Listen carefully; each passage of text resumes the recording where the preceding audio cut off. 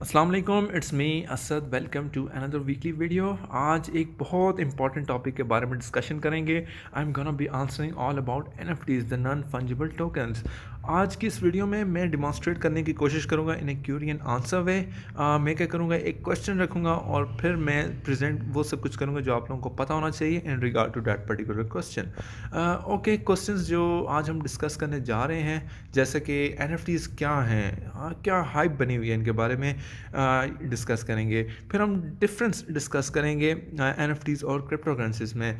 Crypto currencies के बारे में बहुत सारे लोगों को पता है, तो इसलिए हम इन दोनों एलिमेंट्स को डिफ्रेंशिएट करके अंडरस्टैंडिंग डेवलप करेंगे।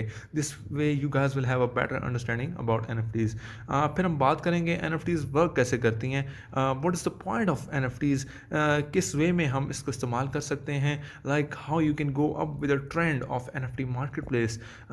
फिर हम बात करेंगे of course way we can buy and sell NFTs. Then there is a frequently asked question, where do we need to get whitelisted before buying? क्या इसकी भी कोई ज़रूरत है, इस बारे में बात करेंगे। और फिर a very important question, how to make profits with NFTs। ये बहुत सारे लोगों के लिए important question है, इस बारे में भी बात करेंगे। Alright, very first question, what are NFTs actually? What is the hype about it? Well, NFTs या नॉन फंजिबल टोकन्स वो टोकन्स हैं जो कि आइडेंटिफायर्स के तौर पे काम करते हैं और ब्लॉकचेन में स्टोर होते हैं। आइडेंटिफाई क्या करते हैं? आइडेंटिफाई करते हैं नॉन फंजिबल एसेट्स की स्पेसिफिकेशंस और ऑनरशिप को using cryptography methods. If you talk about hype, NFTs बहुत पॉपुलर हुई हैं पिछले कुछ सालों में, और अगर हम बात करें 2021 इसके थर्ड क्वार्टर में NFTs were traded for $10 billion. अगर इतना मार्केट कैप ये ग्रैब कर रही हैं, then there is something that it is offering. Difference क्या है एनएफटीज़ में और क्रिप्टो करेंसीज़ में? क्रिप्टो करेंसीज़ के बारे में ऑलमोस्ट सबको पता है, हम रिलेट करके डिफरेंस फाइंड आउट करने की कोशिश करेंगे। ओके, पहली बात, क्रिप्टो करेंसीज़ को फंजिबल टोकन्स भी कहते हैं। हम कंपैरिजन करते हैं वन बाय वन। पहली बात ये कि क्रिप्टो करेंसीज़ या फंजिबल टोकन्स आइडेंटिकल होते हैं। मसलन वन बिटकॉइन जो मेरे पास है हमेशा बराबर रहेगा उस बिटकॉइन के जो आपके पास है। इनकी स्पेसिफिकेशंस वैल्यू इक्वल होती हैं, ठीक है। ये कह लो कि 10 रुपये का नोट है मेरे पास, वो सेम वैल्यू रखता है उस 10 रुपये नोट के जो आपके पास है।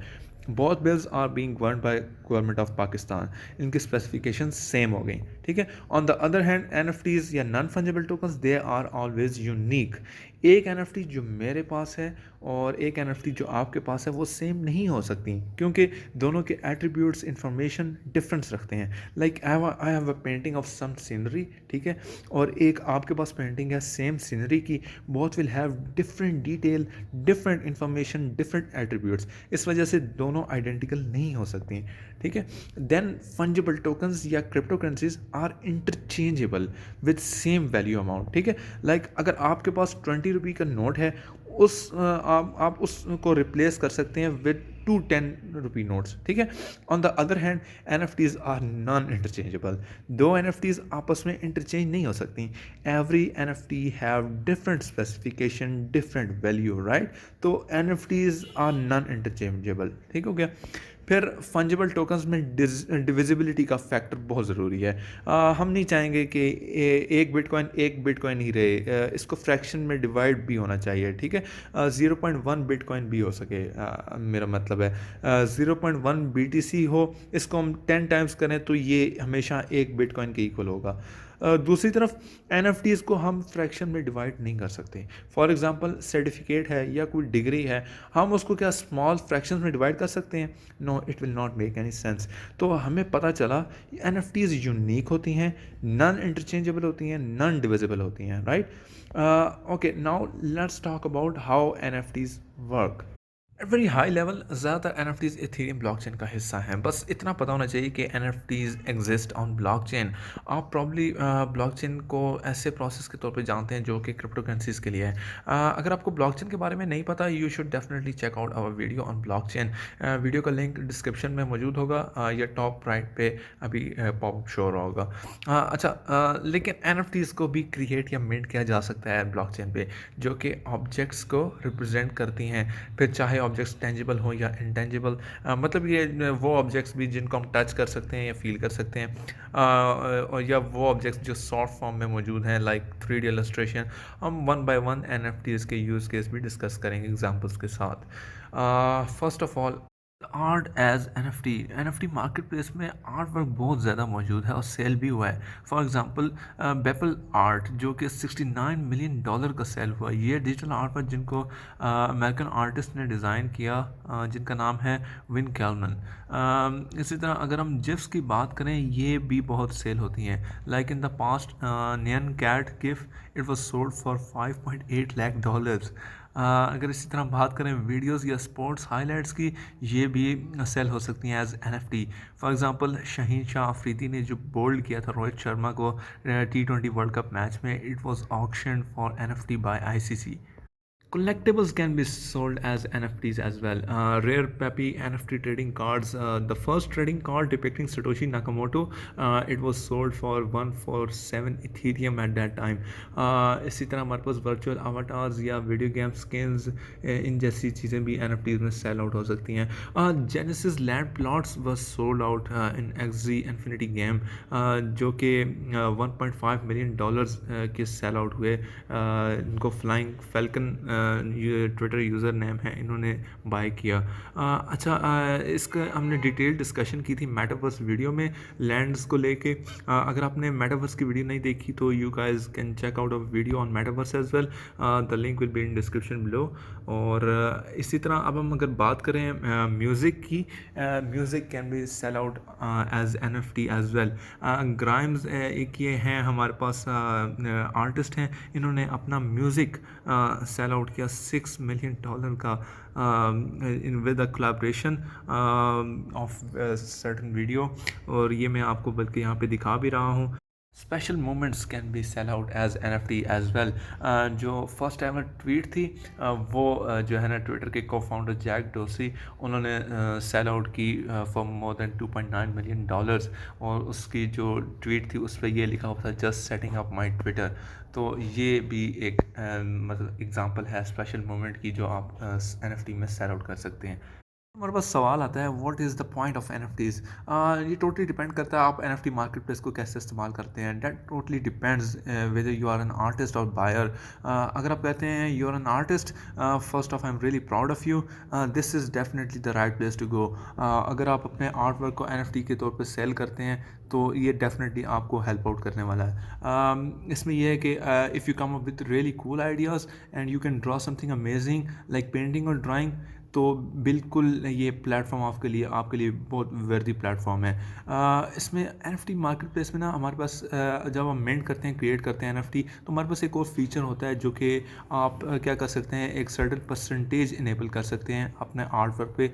जब भी वो सेल आउट हो या कुछ डिफरेंट मतलब सेलर्स के पास जाए, चेंजिंग हैंड्स, अगर इस तरह की कोई चीज़ हो, तो आप सर्टेन परसेंटेज अर्न कर सकते हैं जितनी बार भी वो सेल हो। तो इस तरह के कुछ बेनिफिट्स हैं अगर आपका आर्ट वर्क पॉपुलर हो जाता है और वो सेल आउट होने लग जाता है। तो there are definitely some plus points in NFT market place. If you come up saying that I am a buyer, तो ठीक है, डेफिनेटली इसका भी एक बेनिफिट्स हैं। आप क्या कर सकते हैं, फाइनेंशियली सपोर्ट कर सकते हैं आर्टिस्ट को, उनके NFT आर्ट वर्क को परचेज कर सकते हैं, उनके बेसिक यूजेज राइट्स को परचेज कर सकते हैं, और फिर आप उस एसेट को डिफरेंट पर्पसेस के लिए इस्तेमाल कर सकते हैं। ठीक है, तो ये भी एक हमारे पास तरीका है। फिर आप अगर कहते हैं नहीं, मैं एक कलेक्टर हूँ, मैं जस्ट कलेक्ट करता हूँ NFTs को, तो यस डेफिनेटली ये भी एक हमारे पास वे है। आप इसको ऐसे ही ट्रीट करेंगे जैसे हमारे पास बाकी स्पेकुलेटिव एसेट्स हैं, जैसे आप क्रिप्टो करेंसीज को ट्रीट करते हैं, बाय लो सेल हाई, इसको भी आप NFTs को भी ऐसे ट्रीट कर सकते हैं।